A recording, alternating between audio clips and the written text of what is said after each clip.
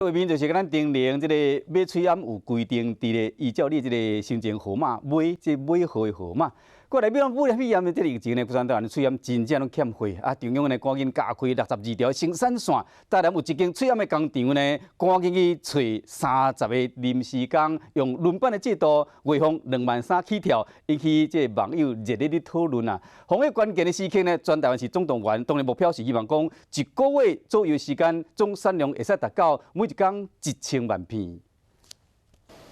武汉肺炎疫情影响，全台水庵拢大欠货。中央紧急加开62条的生产线，台南这间伫将军区的水庵工厂就是其中一条。工厂的员工拢非常无闲，就是想要赶紧增加产量，也阁有已经备货好的水庵准备出货。